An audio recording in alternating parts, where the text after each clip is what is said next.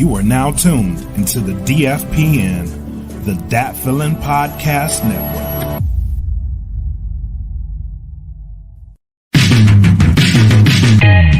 Salute Podcast.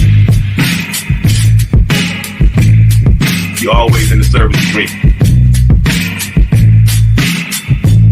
Salute Podcast. You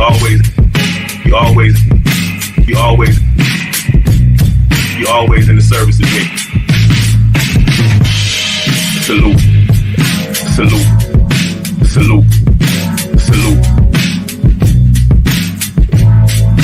Salute Podcast.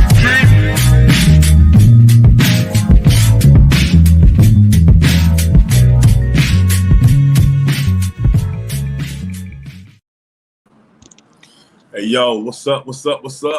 What they do? Welcome to another episode of the Salute Podcast. I am your boy, retired Chief Master Sergeant Pat Wilcox, aka the Hip Hop Chief, aka Conscious Rhyme of the group Purgatory. The Salute Podcast is always in the service of dreamers, and we showcase the talents of all current and prior military members and the elements of hip hop. So if you can rap, also dress fresh, and you served your country, then this salute is for you. So it's one of them. It's one of them right now, man. One of them ones. This is the 10th episode of the Salute, man. I didn't never think I would get this far, and so I wanted to celebrate this in Miami, and I wanted to bring on somebody from Miami, and I also want to bring who was my second guest, the co-host on here with me, because we all kind of intertwined together, man. So I want to do that. But before we get into the podcast, and he's gonna be my special guest host today, my man Op Solo. Before we get into the podcast, I got to shout out the sponsors as usual. I always talk about my man Shorty Pimp, and you're gonna see Shorty Pimp right there at the bottom. So you know what I mean. So now when I say it, we can put a face or voice with me saying Shorty Pimp every episode. We're gonna do that. So all right, let me go through all these. I'm about blind, so I always stumble through these things, but we're gonna make it through. All right. First sponsor, we shouting out the Plugs earbuds. You can get them at www.gettheplugs.com. Enter the code DFPN10 for a 10% discount. Next up is Audio Swim at www.audioswim.com. With just I think it was $2. $2 you can get all of these podcasts that we have commercial free. So you want to hear my man Black jumping in, talking in between, you get everything free, advertisement free. So that's what we have with that. Now, here you go. Premier Element, UAE. One time for my man Shorty Pimp, Miami-Dade County, represent. And there you go. There you go. There goes Shorty Pimp right there. www.premierelement.com. All right, next up, join the DFPN at Patreon. So I'm sorry, Patreon is the $2. Just for $2, you can get all these podcasts advertisement free. So that's at Patreon, and that's www.patreon.com/Dat Feelin Podcast. All right, put that up there. There it is. Next up, DPN, the Dat Feelin Podcast Network merchandise. I'm in Miami, so I ain't got my merchandise. But when you check out stuff. We got cups, we got mugs, we got t-shirts, we got sweaters, we got everything you need, man, to stay fresh and have that feeling all over your body and working like that. So yeah, that's that will be at www.teesprings.com and search for Dat Feelin Podcast. All right. And my man down here at the bottom. Here you go. Welcome, Shorty Pimp, to the Salute. They never add that, so you got some special treatment right there. Welcome, Shorty Pimp, to the Salute. There you go. So let's get into this conversation. So I always started off, and I'm gonna let my man Op Solo throw his in there too, how he met Bronx. But tell the story. So you know what I mean. Here I am coming out there, fresh out of basic tech school, fresh out of tech school, back in Miami-Dade County. You know what I'm saying? All ready to hit the streets. And I want to do recruiter's assistance. You know what I'm saying? So I got the recruiter's assistance, and who's in the recruiter's assistance office but my man Shorty Pimp? So we get talking, you know what I'm saying? We just kind of hit it off right then.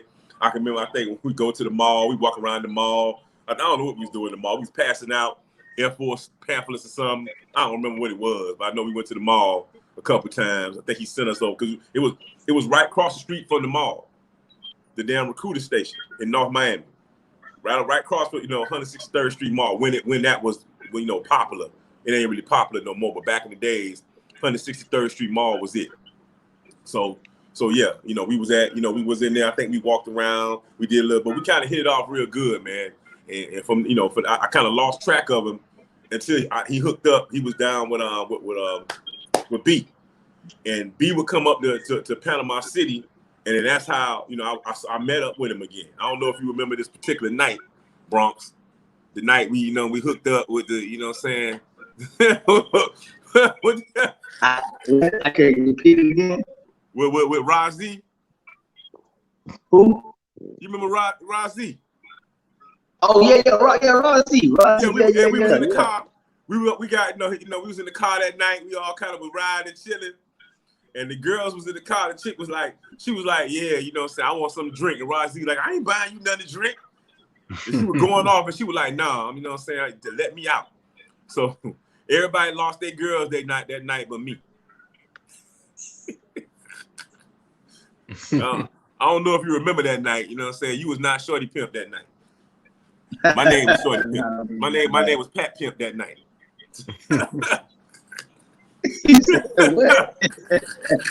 You were looking sad in the backseat of that car. Hey, is it me?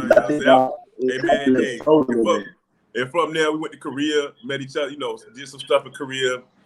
But I ain't gonna go on about my stuff, man. I'm gonna let my man Art Solo jump in there. He can tell maybe he got a story or something about Bronx and when he met Bronx. I think that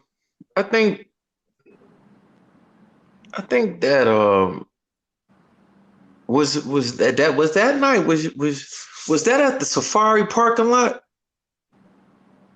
The Safari parking lot? I don't even remember. I know it was some girl. I can remember. Razi was trying to, he picked these chicks up walking down the street. That's where he met them. And I don't even know how Bronx came in the picture. I didn't know he was in the car. All of us was in the car. What I'm saying was that was in Panama City though, right? It was in Panama City though. That was because I remember I got a vague memory of the Safari. We was at the Safari Lounge in the parking lot, and I just remember all y'all was packed up in the car. And I didn't know Bronx. I didn't know Bronx them at the time. I was just laughing because I was like, damn, these cats packed up in the car. You know what I'm saying? They was all packed up in the car because I remember Razi. Yeah, I remember Razi. You know what I mean? I didn't know Bronx at the time, but I knew Razi.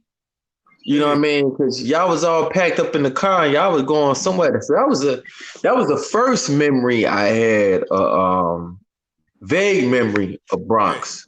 Hey T, that was the night I met Pam. Right. Cause she was the baddest one with the ugliest face. I saw Bronx looking. I said, I better get over there quick. Ugmo. Hey, is it me? Oh, is it me? Y'all frozen up on me a little bit. So I don't know if that's on my end. I think it's you freezing. Yeah, that's your stuff. We good over here, dog. Yeah, we good. Man, that's crazy. I'm in my loft building, so maybe where I'm at is over in the loft right now. Let me see if I get on that one. Let me see what happened. I'm gonna go ahead and clock in on so we come in. I'm gonna come in on my different side, see what happened. But I don't know if that's giving me problems. Yeah, man. However you want to do it, man. You can pop out. You know what I mean? Like I said, my man Black. You know what I mean? Black. He gonna always come back in. He can fix anything if something like wrong. So. Ain't no big deal. Like you get frozen, you come back. But if you want to try another internet connection, that's all right, though. Try something different. Just come back in and we just cut it up. All right. Hold on. Let me see. Let me try it again. Try out. Ain't no big deal. Yeah, it'd be like that. Like I say, Black will cut it up, so it'll flow right. Oh, okay, bet. Yeah, so, there's a lot of editing that go into this, man. He just need to have the vocals. My man, Mac, like, what's up? He like, salute, fellas. They salute to you, Mac. Appreciate you checking us out. Mm-hmm. All right, he'll jump back in here in a minute. I don't know what's up with his doggone internet stuff. But yeah, you probably was right though. T. You probably was right that night. That's probably when it was at the Safari. Yeah, because I like I said, man, I just remember y'all was packed up in the car, and I remember laughing because I just remember Ron Z and Bronx in the car. They was packed up in the back, looking like this. You know what I'm saying? Yeah, that I was probably like, was man, that night. these cats are It was funny. so funny. Yeah. Them chicks were tripping. They were tripping, boy. It was funny as hell, man. I was like, man, I saw Bronx looking over there. I was like, yeah, I need to get on over there quick. You know what I'm saying? I got over there, you know what I'm saying, old Pam, you know what I'm saying? Yep. That's the exact night I met her. I was like, oh, damn. Yeah, Bronx was looking sick in that car. I don't know what they did the rest of the night, but I was the only one. I said, y'all just dropped me off. They dropped me off with Pam. Yeah. Whatever y'all doing, head on out. Yeah, man. Yeah, like I said, I remember that. Yeah, man. It usually be like I say, this like when it be spaces like this, like I say, he come in here, chop them up. So whatever we talk about, he might keep it, he might not. He might chop it up and take it out. Oh, I bet. Yeah, man. So that, you know what I mean? Hey, I don't know how many times I've been through this, be on here the podcast, man, and the next thing you know, somebody's voice drop out, something happened. I had to do the boy cat Denard 2 times. Who? Oh, Denard. Dude, Denard, D Mills. I had to do him 2 times. So that's why it looked like this episode number 9 when it's really episode number 10. It just looked like that. Okay. Because of that. There you go. Okay, Then that Bronx, pop back in. Let's see what happened.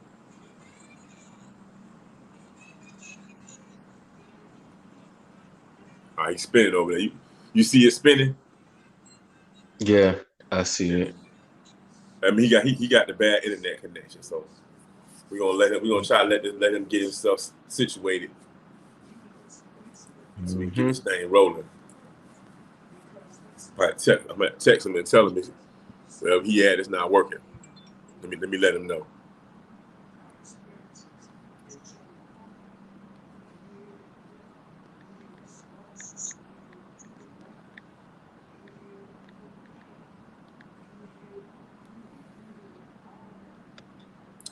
And it usually happen, right? It happened all the time.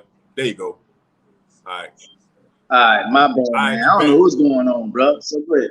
I don't know what's all right. So we good. Yeah. So all right, man. Go ahead, T. You know how Jordan That's what he was finishing up. Oh. No. I was just talking about, that time when we had first met out in Panama City. Safari Lounge, you know what I mean? Just hanging out, We all, first couple years in the military having a good time. Yeah. Then we went to Korea, and then, that's where we kind of really got tight with Bronx and stuff. We started working with Andromeda and, going on. But I'm going to let Bronx kind of tell some of them stories and talk a little bit about it, man. I'm just going to, that, because this show, like I said, when I do this stuff, and me, T on here with me now, man. When I do this kind of stuff, it's for the veterans, man, and for you to tell what you got going on. It ain't for me. It ain't for T. Just to let people know what cats got going on and what they, especially when they're talking about music and hip hop and that kind of stuff. And man, I know you're a representative of that. And plus, like I say, right now, I'm Miami-Dade. Right now, shooting the video. Just finished my honey lemon pepper conch. So I say, episode, I gotta bring all my partners on here, and I gotta bring a Miami dude. We shot the video in North Miami, right across where where Krispy Kreme at.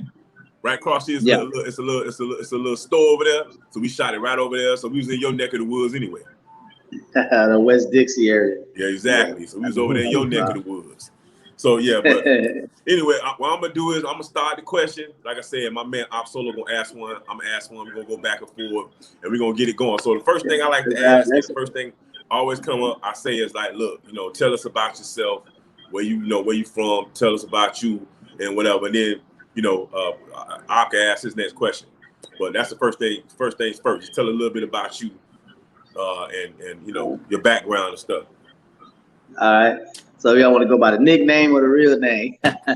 Hey, whatever you feel comfortable talking about. Well, you know, basically, man, my name is Bronx. Y'all call me Shorty Pimp. Some people call me T Well, T Bone, Papa, Dade County, DC. I mean, I got a lot of names, man. Miami boy, born and raised in Miami. Uh, done what 10, 11 years in the United States Air Force. I've been around the world. Now I'm a serial entrepreneur now, as we call it. Been in the music industry for over 20 years now, maybe a little bit longer than that, because I got in it through y'all boys, and then took it to another level now. But yeah, in a nutshell, born and raised in Miami, Florida. Traveled the world with the United States Air Force, and now, like I said again, I'm a serial entrepreneur. Yeah. All right, T, you got that next question. You got question number 2, which kind of ties into this. You elaborated more on what we just talked about. Okay. You kind of tapped into. We kind of went over what we first met. You know, what we first met. You know, what was some of the first bases that you talked about being in the Air Force, served 10, 11 years. What was some of the bases that you served at? Good question. My first base was Fort Walton Beach, Eglin Air Force Base, I should say. Then my next base, I was stationed in Korea, which was, you know, with you guys in Osan Air Force Base. Then from there, I went to Tokyo, Yokota Air Base. And then my last base was Why Not My Not down in North Dakota. I've been there. And that's when I realized it was time to get off active duty. Hey, I was telling you, like, when you know, we was in Korea, man, I was like, man, you go to Japan, after Japan, then you can send people to Minot. And I think I said that to you, and sure enough, you got orders to Minot. Yeah, they tried. And I was there as an IMA. I was there for 2 years as an IMA, you know what I'm saying, before I went up to the Pentagon. Man, yes. So y'all, and the whole time I was there, I said, I see why Bronx got the military like that. I understand right now. That jump's crazy. Why not? Didn't you go up there one time, T? Because you had a little chick you was dating at one point, and you went up there. One Bronx at the same time? I don't think so. I don't think so. I went up there. It was 04. Yeah, no, I wasn't up there then. I didn't get there until 05. Yeah, it was 04. I think he came that next year. Yeah, but I was up there. I was up there for a little bit. It was nice, but I had to go. That boy said it was nice. It was nice. It was nice. It was nice. How? Shoot, that thing was terrible. I was only there. I was only there for like. I was only there. Actually, I was with my girl, so we was. You know what I mean? Yeah. You know what I mean? We took the ride. Nice. You know, went up to the border.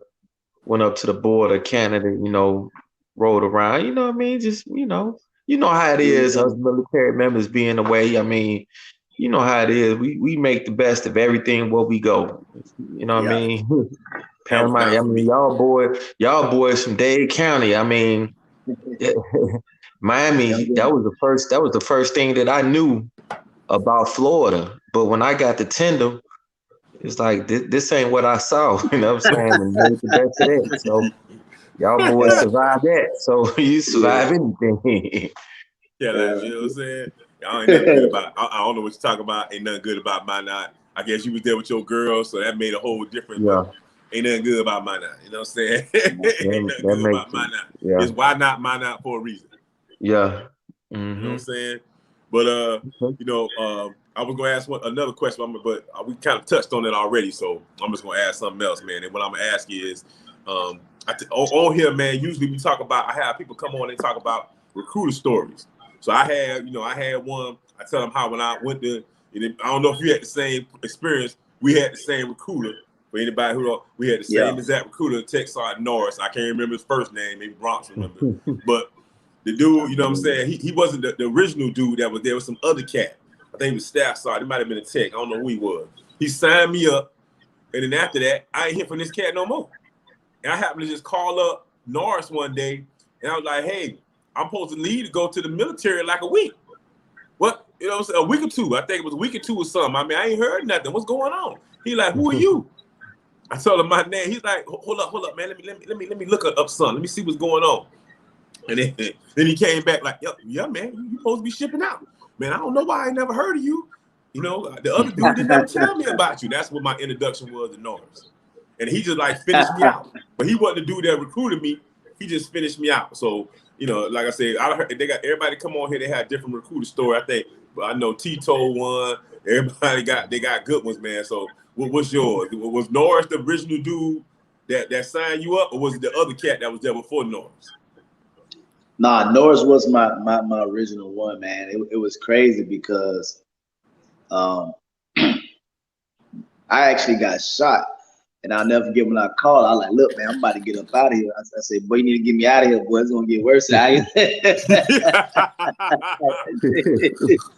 You know, and so, yeah, Norris was my first recruiter, man. He actually got me out of there. He actually got me out of Miami. You know, he saved me on some situations. You know, it's crazy because Pat found out some situations. I'm like, God damn, I ain't know I still had him. I was in Korea. I was like, yo, man, you seen this website? Because, you know, websites and stuff like that was like kind of new. I say, man, I was looking for something. I think I was looking for my boy Sput. And I went to look at the thing. I say, man, to Bronx Smith. I started looking at who else I knew from Miami. And I looked at him. I say, man, they got your file on this thing. He like, man, how you find that out, man? What you know what I'm saying? I said, hey, it in right here, man. You better get that thing expunged. You better get this off your record. This thing right here. Yeah. Shorty Pimp, the only real convict in the whole damn crew. You know what I'm saying? But hey, your boy Norris was a trip, man. My mama, you know what I'm saying? My other story about Norris is when I got to Tyndall, I was so miserable at Tyndall that I was calling my mama every day. And I was like, yo, man, that dude Norris, man, he got me over here. And Norris was going out to Edison. He was going out to Edison out there. My mom was working at Edison. And he was going out there trying to recruit people. And my mom was like, nah, you can't come back out here no more. You can't come back. You better get my son right. So that cat called me on the phone at Tyndall. And he was like, man, what's wrong? What's going on? I say, man, I got, you know what I'm saying?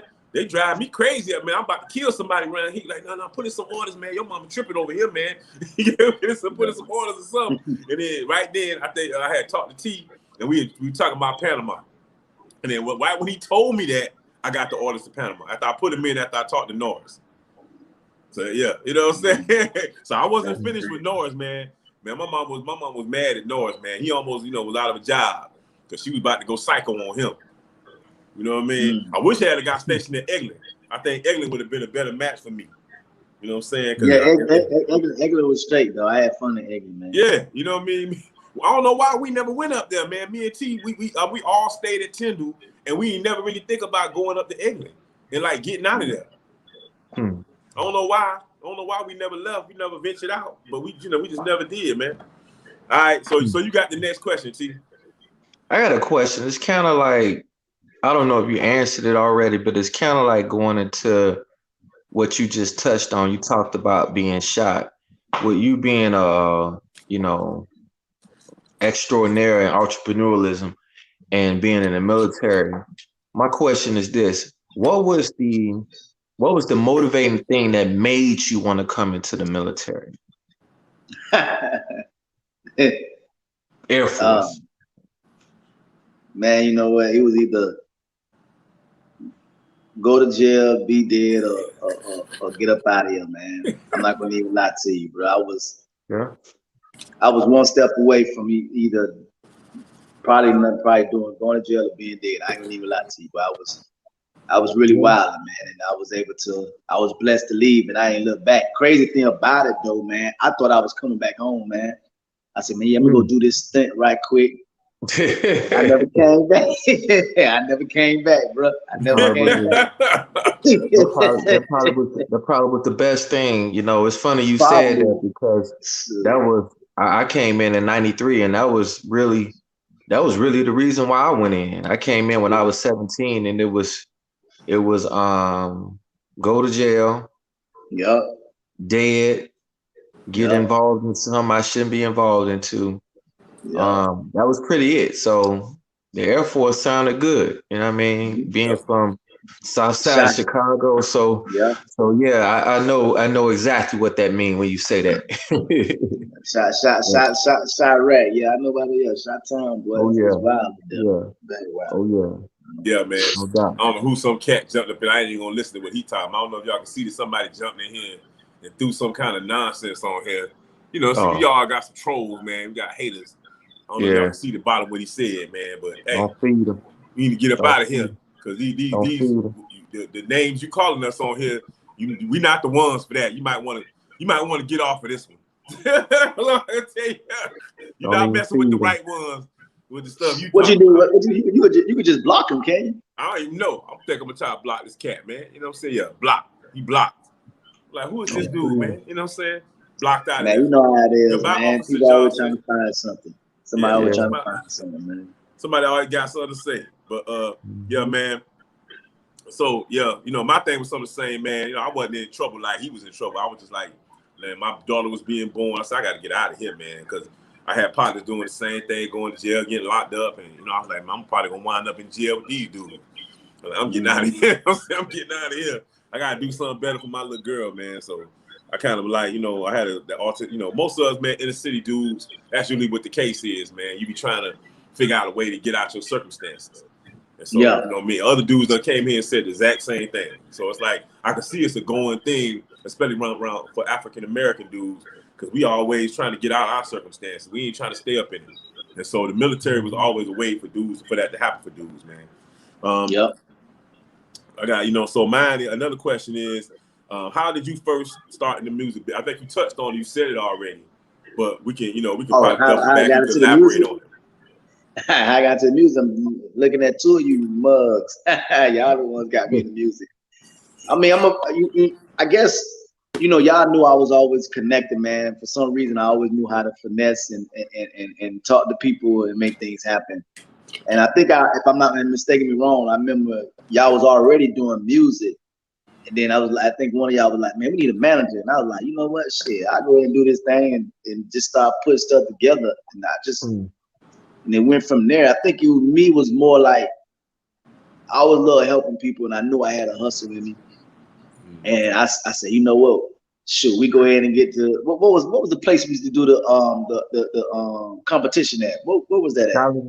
The Challenger. So you know, I mean, I know, you know, everybody was talking about we were manipulating and stuff, and I was just using my skills to finesse and see how we can go ahead and make this thing happen. So I can say I got into the music business, you know, through y'all. You know, I was always looking for, when you come from Miami, especially with the era I was in, I was more on the capitalization, man. Whatever makes sense, I'm trying to figure it out. And if you my peoples, I'm gonna do my best to do right by it. And that's how I really got into the music industry. That was one part. How I got deeper in the music industry was when I came home in 05 and I teamed up with my partner, James. He passed away now. And they just call him Doodoo, and we really got deeper into the industry, in the music industry. That's when I started getting into the real big promotion, going city to city, and you know, really getting my hands. And I seen a lot, but where I started, it definitely going to be Andromeda and Purgatory, definitely. Mm-hmm. Yeah. Okay. I think that, you know, y'all had already. I didn't even know that that it was you until I got over there. And I said, oh, I know that cat. I know Bronx. You know what I'm saying? When I got over there, they was already hooked up. Y'all was already hooked up and stuff. Yeah. You know? Yeah. And when I got there, it was like everything just kind of, the pieces kind of all just came together, and it just worked. Yeah. Because it was Andromeda first, and then when you came, then Purgatory. So you're absolutely right. You're right. Yeah. But we was doing some good stuff over there. And we had fun, man. So I got the next question. I got the next question. It kind of ties into that. With the it kind of ties into, it kind of puts a why, you kind of answer that. But next question is, if it goes with the music business, if you would never get paid for engaging in the music industry, would you pursue it would you pursue it with the same intensity you do now? Why not? Well, that's a good question. Well, the type of person I am, I'm gonna always go hard on anything that I do. But I don't know, man. You know, that's a real good question, because the music industry is so, man, it's worse than the dope game, man. Let me put it that way. versus the dope game. So it's just like, man, that's a good question. I'm gonna have to come back on you on that one. Okay. That's what's up. That's what's up. Yeah. We could double back around on it. We ain't gonna let you forget it. Yeah. We're gonna, you know what I'm saying, at the end, be like, Yeah, yo, yeah. wanna... Come back into me and we go. Maybe it click on me. Okay. All right, bet. We earmark that one. Come back to it. My question is, how did being in the military prepare you for running a successful business? The military prepared me by one, understanding, leadership, understanding organization, and really understanding teamwork. That's the biggest thing, teamwork. I could really say, going back to understanding and me really applying my military skills now than I could have done earlier was understanding the value of levels, understanding that everybody has a position to play. Everybody needs to understand their roles, and everybody needs to play to their skill set. So by that, it helps me know how to put people in the right departments. Maybe even understand how to hold conversations different than I did when I was younger. So it helped out a lot today. I could have applied a lot more when I was younger, but today it actually played a big part in it. Yeah. Hey, man. Hey, I think the same thing, man. And I know I'll probably tell you the same thing, man. I mean, when we go for jobs and we go different things, man, they love hiring us because they know what they're gonna happen. They know what's gonna happen, and it helps us in the music business because when we said we was gonna be somewhere, we were there. You know what I'm saying? And we still like that. If it say we're gonna be there at 3, we there like 2:45. You know what I'm saying? Or 2:30. We already there waiting. And I think people appreciated that because we was always on time and we was respectful of their time, and we learned a lot of that in the military. And so I think those kind of things, it's easy to run a business, and because you already in a big enterprise in the military, being in a big enterprise. So it's kind of easy for you to kind of transition that into making business. So I don't know what you think about that. Those are like you said, punctuality, team building, team dynamics. Those are some of the crucial soft skills you need to operate in any business, in any kind of business dynamic. So those are some of the skills that, being in the military, like I think Bronx said he was in for 10, 11 years. I was in for 25. You was in for 24. Those are some of the things that was inseared in us that we take for granted for. But like you said, like Bronx said, when you come out into the civilian world, those are some of the things that lacking, and they see us. It's like a ray of light. So I could definitely relate to those skills that Bronx said. That kind of ties in, some of the skills that kind of ties into my next question. You being Bronx, you being the founder of Premier Element. What are some of the things that your company does? Actually, you said you was multiple entrepreneurs. What's some of the things I'm talking about? Just Premier Element, or if you want to get one of the other ones or multiple other ones, what's some of the things that your company does? Yeah. So basically, Premier Element is a solution firm, and what we do, we focus on scaling other entrepreneurs to great success. So we're more on the business consulting side of it. We're more on the strategist side of everything. So our main goal is basically we solve problems and work on projects. It just so happens it's in the sports, music, and entertainment industry. So if you need something and anything that comes down, you may need business, you may need branding, you may just need marketing. We're able to basically put everything together and take it to the next level of where you need to be. Okay. So when you say y'all do sports, what kind of sports? What kind of sports marketing? Just elaborate a little bit on the sports stuff. Sports marketing. We can help with investments. So what I did was I teamed up with a fintech company, and also I teamed up with a hedge fund to where we're able to help athletes either where they need to get on maybe find an agency to able to get onto the NBA. They may just need becoming an athlete that turned to business athlete. We help them with becoming a business athletes. They need help with camping, anything that a sports athlete need to do. But we focus more turning their passion to income.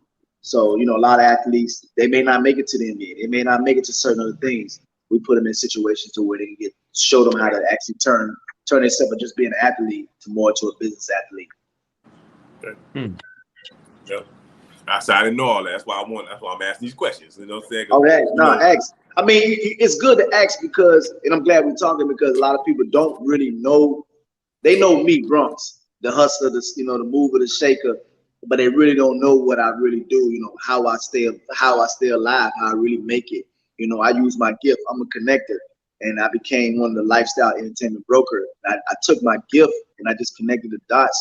I knew I was well connected, and I knew how to move. I know how to move in any room, so I took advantage of the situation, and basically made myself really how can you put it, a face. And with that, I know T, you were talking about my other company. But we'll go back into more of that. But I know you wanted to focus more on Premier Element, so I definitely wanted to give you insight on that. Yeah. Okay. Yeah, because when we say when I shout you out as one of the sponsors on here, I always say Premier Element UAE, they don't just do music, they do sports too. So I'm like, I didn't know that. So I said when I get a chance to have you on here, I'm gonna have you elaborate on that on yourself. And then he was speaking about UAE. So Premier Element UAE came about 3 years ago with my business partner Carlos. Carlos was actually a part of Grown Man that was in Japan, the group I had in Japan, and basically we literally took the same concept, from doing events and all, and we took it over there to Dubai. So literally right now we're working on doing a big event. The top of COVID kind of messed a lot of stuff up. So next year this time we should be doing something real big over there. And that's when everybody come over and we'll see what we got going on. Yeah, a lot of people don't know that. We're gonna say it on here that we had a business together, me, Bronx, and Tavares. It was called Ill Flow Entertainment. Later on, it just became me and T, me and Op. It became we kept the Ill Flow, which is Illinois and Florida Entertainment. Yeah. Me and Bronx was the two Florida, and he was the Illinois. So Bronx was the president. I was the vice president and I was the secretary. You know what I'm saying? So we done did business in the past together and stuff like that. But yeah, Bronx took on some other business ventures, but we did have a company together. We did have Inflow. Absolutely. And, me, man. Like I say, what I know now, they know then. So that's the biggest thing, man. Yeah. That's the great thing about Yeah, man. I think we just was all young and new, man, and trying to figure it out. And they said this is the way you're supposed to do it, and this is the way we did it. And did we really need that? We need this. We pressed up CDs. We did a whole bunch of stuff, man. We just went for the gusto. It was a totally different age back then. You got to think, man. I'm just going off memory. We started Ill Flow in 2003, and Bronx came along months later, and it turned to 2004. So you got to think, Facebook was created in 2004. Yep. This was before Facebook. This was before MySpace. Y'all remember MySpace? Yeah, I remember MySpace. So back then, hey, it was a totally different game. This was before Soulja Boy made it big with his video and using YouTube. This is before all that. So there's a lot of things that we knew and we didn't know, and this kind of ties into the next question, Bronx. With all that being said, you talked about the things that your company did on the sports marketing page.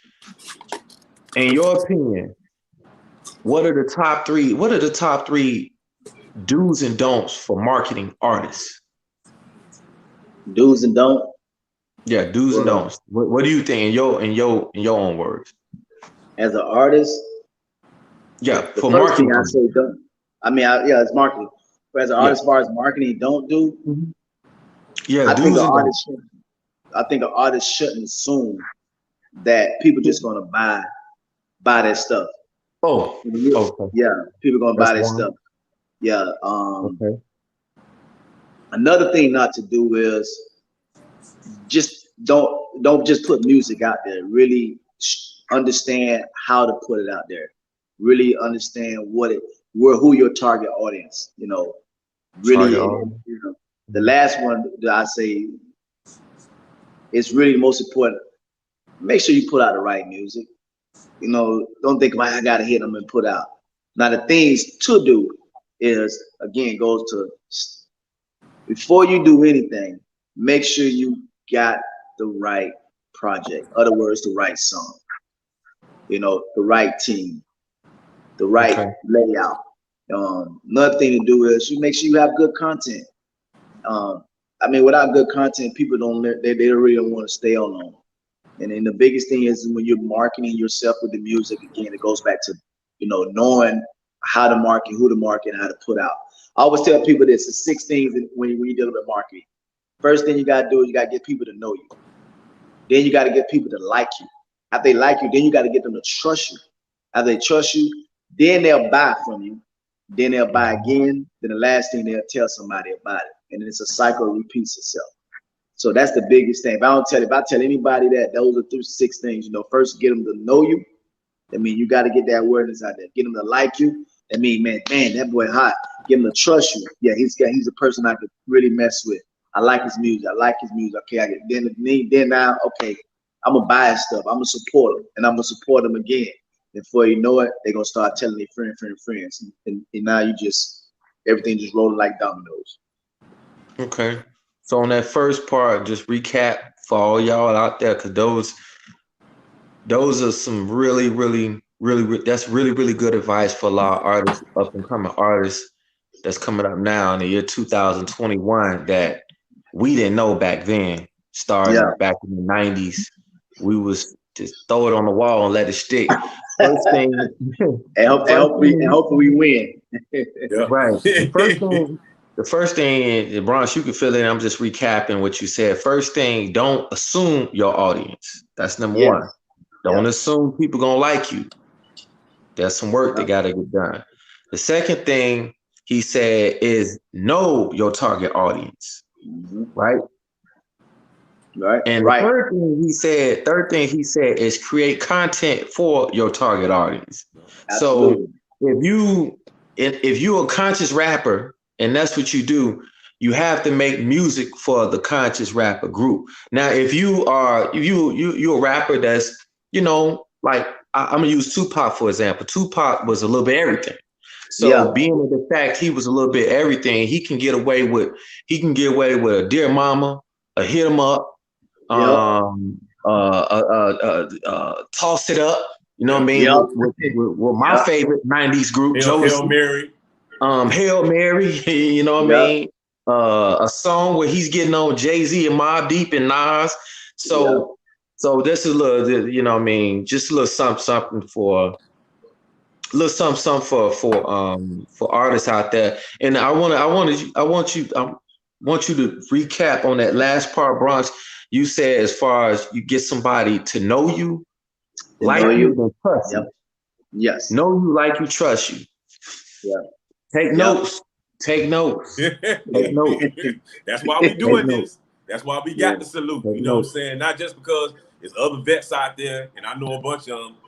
They're here. They've been on this show, so they're out there. You know what I mean? They talented, but to get information like this, to go out to people who might not know, who sit in the military or wherever, who might want to join the music, to get in the music business. These are things that we can talk to y'all about because we kind of been through some of these things. Some more successful than others. You know what I mean? So that's a good question. You know what I mean? That's a great question. Yeah, great question. What I mean?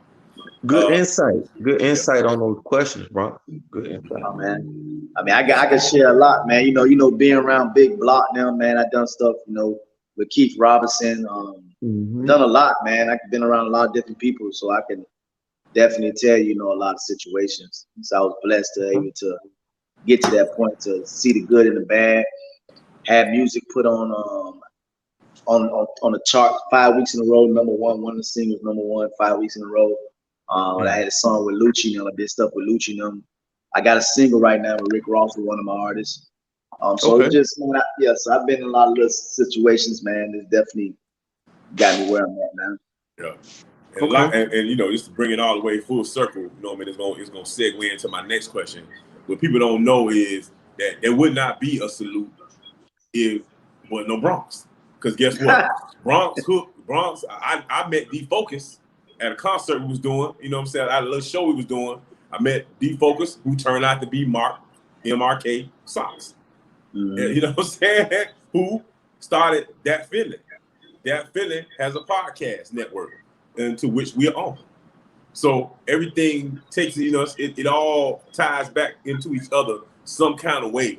You know what I mean? And it's building the success for it's a building block for the success of everybody. All of us on this right now, on this podcast, talking to each other right now. But one thing led to another thing, led to another thing, that led to another thing. And then here we are. So, you know, along with Mark Socks, formerly D-Focus, Purgatory, you know what I'm saying? I know some other cats you don't work with, you know what I'm saying? But right now, tell us who else you don't work with and maybe market it for.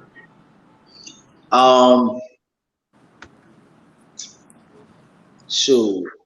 As far as everything from basketball or just music? Music-wise? I mean, all of it. Music, basketball, anything. For the music, I work, like I said, I work with Big Block now, Bad Boy South Block NT. I work with Keith Robinson, Hollywood actor. I've done stuff with Columbus Short, Jackie Long. I blessed with my artist now with wife, like I said, wife and Lucci. I did, you know, been at several, got a single right now with Rick Ross.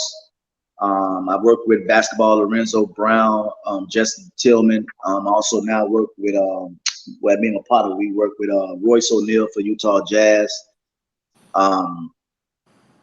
Man, shoot, I'm actually getting ready to work with John Platt, the president of Sony Music.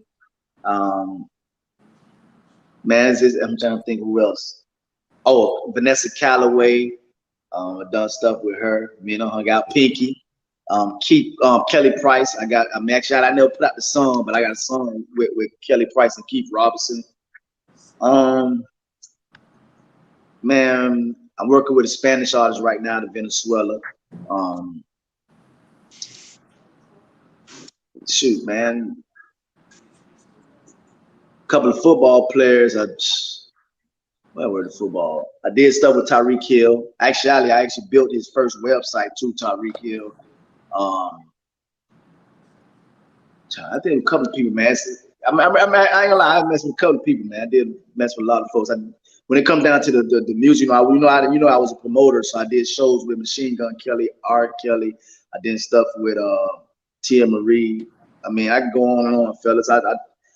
I touched a lot of people, man. I was blessed. I'm saying I'm blessed to be able to work with a lot of people, whether it was doing shows with them, doing music with them, you know, working marketing with them. Shoot, man, I did a lot of things. Shoot, I think one of my best events I had was having Machine Gun Kelly, Travis Porter, them, DJ Unk. Shoot, man, man, I don't even know, man. Yeah, I did a lot. You left out the Miami boys though. Your boys Cool and Drake. Yeah, I forgot, man. Did stuff with Cool and Dre, them, man. Damn, dog, that's crazy. Yeah, I done. Red Spider. Yeah, I've been to Red Spider studio with you. So man, my cousin Dez over there and got a flat tire because I made it back out the damn car and he blew out his tire. Red Spider studio. Yeah. Man, you're right. I'm gonna be real, man. I dealt with everybody in Miami. I did stuff with Ball Grease and them. I did Billy Blue, Briscoe.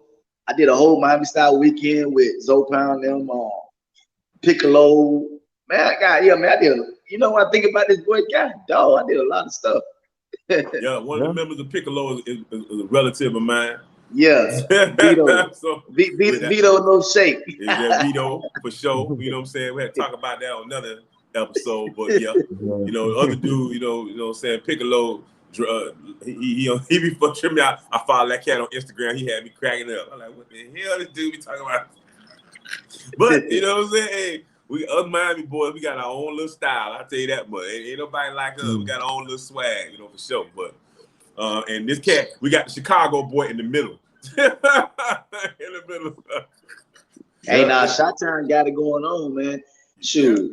I got to work with Kanye. Yeah, man. Hey, I'm gonna tell you, you know what I'm saying? We finished talking, man. I got something to tell you. I had to tell a business meeting today, and I'm gonna tell you some stuff that I'm working. You know what I'm saying? It might be beneficial to you. You know what I'm saying? If you want to take time to listen. But man, listen, man. Listen, where we at now and where we'll be before, it's gonna be real easy, man. My whole thought process is a lot different, man. You know, you gotta understand, like I really learned a lot, man. And I know y'all got some more questions. I'll tell y'all where I'm at right now, what I'm currently doing right now. But I know y'all got some more questions. And stuff. Yeah, I'm gonna tell you. You know what I'm saying? So today I went over to Virginia Key Beach. You know how back in the day you were shorty and you you see that toll booth. Like, man, I can't go cross over there. What the hell is over there? You saw that, but you never really went to that toll booth to get over that bridge and see what the hell over there. So I went today and had this meeting today. You know what I'm saying? I had one of the best chicken little things I ever ate. You know what I'm saying? I learned what the hell Pilates is because I don't really give a damn about Pilates. But now I know what it is. So I went over the bridge. I'm telling you, it's a hole in the world. I spent $100 on a meal a day. Yes. so yeah, you know what I'm saying? There's some real business. I went over there. You know, I ain't gonna go over there unless it's some business, something really popping over there for me to go over there. I saw about 30 Bentleys. And within the first few minutes of me getting over the bridge, I'm just gonna say, you know what I'm saying? So we got to chop it up, talk a little more after this. You know what I mean? We got some business, you know what I'm saying, business to talk about. But somebody popped in here. A lot of times they don't put their name on here. I don't know who it is, but you know what I'm saying? They popped in and they said excellent information. So I don't know who it was, but we always tell them, hey, if you're gonna put something in here, man, kind of put your name or whatever, because it'll come up Facebook using. So that's somebody from Facebook came on here and said something. So they said excellent information. But T, you got the next question. Op Solo, you got the next one. A lot of the as you can see with Bronx is a man of many, you know what I mean, with his music career and your military career, you touch many people. Personally with us, others within our circle, and also a lot of professional people. You know, with that being said, what was one of your most memorable hip hop moments while serving? My most memorable hip hop. And don't say when you hooked us up with Coolio. Don't say that. Nah. I'm gonna be real. Just y'all, man. You know. I'm gonna really say, Andromeda, Purgatory, and Grown Man. You know, those are my best times. You know, in the music industry. Because it was like family, you know what I'm saying? And at the end of the day, I know I'm gonna say we wasn't taught business structure, but I knew we was for our time, and I knew we had something. Everybody else was just business with me, man. It was more business, I just knew that I had a hustle in me. I wasn't scared of nobody, and I always felt that, it's all about being the best, whatever you do, and everybody playing their role. It's all about, I'm a team player, it's all about let's win until everybody don't, things happen, man. But the best hip hop series, Andromeda, Purgatory, Grown Man. Simple. Everybody else was just people I was getting the bag off. It's funny you said that, because I remember this was like, going back to what you said, we did Andromeda. We had just performed Move On. And Pat was supposed to be there. It was on April 24th. Pat was supposed to be there, but PJ was born. So he stayed that extra month. And I remember after we performed, it was me, you, Bronx, Rich, Bron Kelly, Kenya, Anthony, BJ, and Monique. We was in the day room. Yeah. We was in the day room. I remember the day room. Bron Kelly got that video and he sent it. I got on Facebook, but I'm off Facebook now. I'm deactivated. But I remember that. It's funny I tried to tag you in. I wonder why I couldn't tag you in. Now I know why. It's funny you said that because that was the first Andromeda memory that I had with Bronx, because we used to go to the day room all the time, but it's like after we did Move On, we grew, we was big because Andromeda first started. Actually, really, Andromeda really first started with me and Quest. Yeah. But Quest was doing music, Bron Kelly was doing music, Rich was doing music, Lyrics was doing music, but nobody was doing music together. I think Bron Kelly and Quest was doing, Bron Kelly was like doing beats and stuff. Yeah, Bron Kelly was doing beats, everybody. But, with me and Pat were Purgatory, we was on a mission. We actually went to Korea purposely to do music. So I was there waiting on Pat, but hooked up with Quest. And then it was like, after that Move On, it was like we blew. And I just remember Bronx, and you was just real cool, didn't say nothing. Like, he was just there, like, And I used to always think like, this person sing, this person rap. I was like, man, I wonder what he do. But it was just like he was like the Dr. Mindbender of the group, like, seeing, trying to formulate, seeing how all this talent was gonna go and how it was gonna go out there. Cause I remember that what you touched on it earlier when we started performing and they tried to ban us because they thought we was professional. I remember Bronx was like the spokesman. He was, up there when we went to go see the general manager over at the base when we went over to, He was explaining it to him like, look, we came in there, we all had green cards, you feel me? I just don't believe it. That's great. Hey, God forbid him and them, Bob Drake get together. They trying to fight two shortest dudes in Andromeda. They always trying to fight somebody. They go in the club. Oh yeah. Go in the club fight. Bronx and them and Drake.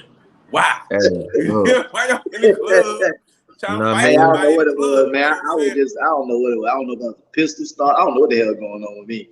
I think I was got terrorized or something. Man. But the thing I always respected about Bronx, and I tell people, I see Bronx run up on a big old 6 foot, 200-pound dude. Like, what? You know what I'm saying? I'm like, I remember that time we was at the field, at the football field or something out there. And that dude said something. I said, this big old dude, like 200 something, pounds. Bronx ran up on that dude like, what? What you said? What? I'm like, what the hell is wrong with this little dude? Yeah, I remember that. This little dude gonna do like this. Bam! Hey, but you know what? I remember that though. I remember that. I had respect for him that day because that cat walked up there. He was like, fearless. I was like, this dude gonna pound your head in the ground. But he was like, what? What? I was like, oh, okay. All right. I see you. Bronx, you know what I'm saying? But I saw that Miami come out real quick. I was like, all right. That's why that day, you know what I'm saying? I always tell about that one time we sit at the table and the one dude would get slick with him at the table for Mark in Marquette, California. And we were just sitting there like, I said, any minute, Bronx gonna punch this cat in his face. Any minute. It's gonna happen any second now. He was just telling the dude was talking slick. I said, any second now, Bronx gonna hit this cat. I don't know when it's gonna be. But me and T were like moving our chair back, like, yo, let me move. Because any second, I remember that. I remember that. Hey, I think we asked you after what the hell, bro? What the hell? That dude was just talking. He was getting pretty slick, you know what I mean? He was like, Bronx. Who was Bronx? He was saying all kinds of crazy stuff. You know what? It's crazy because by that time my mind was so much in the business. I understood people like him. It wasn't like he was a threat or nothing. It's just the fact that it was just people like that, man. And I seen so much that it's more like when you start seeing in the music industry, you start seeing all the little different things. You start understanding people's character, and just like, you know what, it is what it is. Me and Bronx, me and T was like, we had to smash somebody today. Me and T was just putting out there. We put our chair back like, oh, this dude here he finna get it. He finna get it. I knew it was coming. I remember that like a tear. He was getting slick with it, boy. He was really saying some very disrespectful type things. I was like, man, I don't know how Bronx sitting here taking this. this dude. You know what I'm saying? What is this? Yeah, it was the new Bronx. It was like, man, you know what? It is what it is. Fuck it. It definitely was a new Bronx, boy. Because me and T was sitting there. I'm telling you, we had to move our chair back a couple times. You see T shaking his head because we were just sitting there like I knew the smash was coming. And I was like, man, he finna beat him, man. And me and T gonna have to jump in here. Everybody had to go stop. I don't know who gonna be the one that had to get next, but. I think, you know what I mean, that was the growth, though. That was, you know what I mean? Yeah, that was growth. Kind of handled. He shocked me that day. I'm like, damn. He handled it professionally. It was like, it was completely 180 from Korea. You know what I mean? I tell you that. Like the dude I used to supervise. Remember the dude said something? He went downstairs. Oh, yeah. I remember that. I was like, bro, I had to go downstairs. Hey, man, y'all kind of, God bless the dead. You know what I'm saying? Lazy, you know what I mean? He committed suicide, man. So God bless the dead. Hey, man. Pat bringing up stuff like this, Pat off the chain, dog. I can't went downstairs. He was like, man, the dude said something to Bronx. Bronx was like, what? What'd he say? He went downstairs. So now we got to go down there and be like, yeah, man, y'all, calm down. Calm down. I remember what he said. Okay, that's why. I remember what he said. Yeah. He came. The thing is, we was in lyrics room, and he wanted to be a part of Bronx, and you know, Bronx was kind of like, you know, the unspoken manager at that time, and Bronx told you pretty much told him like, you know, you got to work on your singing, you know, your rapping. I can't remember what he was singing or rapping or whatever he was doing. I can't remember. And Bronx Bronx told him what everybody else was thinking. And he stood there and he said, "You're whack." And then he left out. He walked out. And before you know it, Bronx was on there. He was on his ass, man. He went down that Bronx was on his ass. You know what I mean? And usually I'm the one that's quick. I'm the one that's quick like that. Bronx beat me. I was like, man, let me go see. Man, Bronx, man, he walked upstairs. Hey, he pulling like, what you said? What? Look, Bronx. By time we got down there, I remember. By time I don't know who went down there with me. By the time we got down there, Bronx had that cat almost locked up in the parking lot. You know what I'm saying? Yeah. I said, I supervise this dude. What you trying to do? Like, calm down. Hey, look. Hey, that cat said he pointed. The thing is, he pointed at Bronx. He said, "You're whack." I remember that. Yeah, I remember that. Say what? That cat went right down the stairs. He said, "No, he let it go." That's crazy, dog. That's crazy. That kind of stuff, you know. You gain respect for somebody. Like, okay, I respect this man. I know if something happened that he gonna have. That's why me and T was sitting there that day, like, oh, I think Bronx will swing on this dude. So we better just grip ourselves and get ready for this fight because it's about to go down. And when I knew that. The thing is, I kind of knew that before that even happened. Before that even happened, I kind of knew that. I kind of knew that when we was at the football field. We was playing football. I don't know if you remember. We was at the football and we was all playing. Pat, you weren't playing. We was out there playing, and that's why I met Tasha. Dark skin Tasha. That's where I met Tasha at. So, I was talking to Tasha and I saw Bronx run up on that dude. And I didn't know Bronx. Right? I was there. I saw Bronx run up on that dude and it's like, you know what I mean, looking at him in his, you know what I mean? It was like that lion just looking at him. And I told Tasha, I said, that dude got heart. You know what I mean? He said, and she was like, what he's gonna do? I said, don't even mind. I said, that dude right there, he knows something. He knows something. You know what I'm saying? You know what I'm saying? I said, you don't do that unless you know something. That was why I bring up that story because it was so shocking. Because we were just sitting there like, this cat is going to get his ass whooped. And I know me and T just like, man, let's get out. Let's just sit here. We just looking at each other like, oh, this is not going to be good. It's not going to be good today. I never thought that in my mind. I never thought that in my mind because I know being from Chicago, it's like, coming up where I'm from, it's like you knew how to handle yourself, but you didn't go out starting nothing. You didn't start nothing. So it was like if you saw somebody come off like that, it's something that I never forgot from going back to the crib. I don't usually say nothing to people, but if I go like that, it's like, oh, You know what I mean? That's kind of like what I saw from Bronson. I told Tasha, I said that cat got hard. And she was like, he ain't gonna. I said, she was like, he that dude big. I said, No. No, that's why I say no. I never worried about that. I was like, this dude, you know what I'm saying? From the first day, I like this cat, you know. I think even with the recruiter's assistants, I think I you know, but we just cut different in Miami, man. We just cut some kind of weight, you know what I mean? We don't let nothing go. It ain't too much talking, you know what I'm saying? Ain't a lot of talking. Nah, man. Yeah. It just go ahead, Bronx. No, I'm going to you up. Nah, just like I say, Miami inside, man. I mean, I think, man, you know, I grew up. My dad always taught me, man, you know, never be scared of anything, you know. And I was the youngest out of everybody too, growing up in Miami. You know, I grew up in Brown Sub. From Brown Sub, I moved to Little Haiti. From Little Haiti, I moved to North Miami. So I was able to maybe experience every project that you think about in different cultures. You know what I'm saying? Because you know, you're moving from Liberty City, Brown Sub area.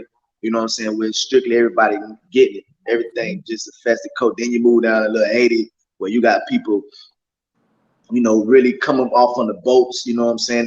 It struggled, really coming off hard. You seeing out that little rough. And in North Miami, it was considered like, you know, like how Liberty City, people leave Liberty City, go to Carol City. It was more like, okay, the parents made it a little bit, but we still struggle. So I was able to see a lot of stuff, and I just knew to stand tall. You know, even when I was young, I used to box over there in Old Town, and then we used to box in the streets too. So I just like, you know what, man, if I'm gonna lose, I'm gonna lose. But at the end of the day, you're not gonna never come and just try me. You know what I'm saying? So I ain't never think I was gonna win, but I guaranteed I was gonna make sure that you know that when you do see me, you're gonna see me again, and you may see me again and again. And that is what I stood by. And it's just basically, you know, I don't start trouble. I love life. I'm definitely gonna defend myself. I feel that you're gonna, you know, try me. And I always respected that. That's why I was like, that's why it is what it is, man. That's why, you know, we always been, because I understood that. That's how I came. You know, I grew up the same way. So I understood that, you know, we from different parts of Miami, from North Miami. I'm from Carol City, you know what I mean? But we knew, you know, and, you know, I was down in Liberty City, grew up in Liberty City a little bit. My mama and them, everybody from Overtown. I'm sure his mama and them from Overtown too. So, you know, it's just a mentality in it, how we, so I knew that's why we clicked. We always clicked. And we never had no, it was always a click real quick because I already knew what it was. And it was rare to find somebody from Miami who kind of grew up like I grew up and was like me, you know what I'm saying, in a sense. And so that's why it was just like that, you know what I mean? And so you took away my question. That was going to be my question. What was it like growing up in Miami? But guess what? You already broke down the sub. My sister lived in the sub, DeQuetta, you know, and she in Atlanta now. So everybody make them doggone, you know, those trips. She took her kids up out the sub. She's like, I'm out of here. So my sister lived in the subs for a long time, man. So I'm very familiar with Brown Sub Project. Trust me. You know, it's a Largemont Project, Scott Projects. You know what I'm saying? You name it. I walked Lincoln Field. I walked them as a kid. Trust me. But anyway, so that was gonna be my question. So I'm gonna skip that. And I'm gonna go to the next question. Then I'm gonna get it because I was telling T was like, man, we got all these questions. But I told him, I say some of them we gonna ask, and some of them he gonna answer. And just go to the next question. It go quick like that. You know what I'm saying? I say, so the next question is, one thing everybody says about working with you is if you don't have money, if your money not right, don't waste your time with Bronx. Is that true? Why? Or why not? Damn, that's messed up. I'm just telling you, you know what I'm saying? You said you want to come on this podcast because you said I got you. You want to say all this stuff. I told you, I say, everybody, matter of fact, I was shooting a video today. The same thing. Such came up by Bronx. Man, that cat Bronx, man. You know what I'm saying? That's what he be said. You know what I'm saying? And you start telling me about a week or so ago, you start telling me, like, yo, you know what I'm saying? That's, I don't know, they talk about this, what it is. You start breaking it down. I said, hold it. Don't say nothing else. Come on the podcast, and you can say what you want to say. You know, I told you what kind of what I heard through what Mark said. You know, Mark MRK Socks, what he said. You know what I'm saying? What was heard through the grapevine and what it is. You know what I'm saying? Yeah. And so that's the rumor. That's the thought behind you. So this is what I say. Come on here, say what you gotta say. And I said why or why not. That's not true. Is it true? It's true to an extent. So let me break it down. I always say, you know, I'm gonna go a little bit more deeper, a little bit. we grew up as black people understanding tangible things, money. We didn't really value what we really have, which is our mind and what God gave us on this earth for. So I look at it as I want people to value what I do. And I think sometimes when you're close to people, I think that sometimes we think we owe each other something. So it's not like I gotta have your money right. I like people to have their values right with me. So, it's like you coming into my house and I say, you know what, everything in the refrigerator, help yourself when you do, but just replenish it. Just bring something back to the table, make sure you have some food left. And sometimes I think we take for granted that this music business is a lot of work. And I work hard for my relationships, my connects, and I spend a lot of money too. So I want to share something. I never forget this story, and I want to share it with y'all. I block my homeboy, Big Block. Y'all look him up. He's the reason Ross got his deals and everything like that. And that's my boy. I talk to him every other day, and I never forget. I said, man, you know what? I want to learn what you and Puffy learn. You know what I'm saying? And he said, I never forget what he said. He said, bro, you family. So a family, I charge 10 grand. Everybody else 50 to 100. So I never forget. I called my wife and I said, hey, I got 3,500 sitting on my on that table on my side. Bring that to me.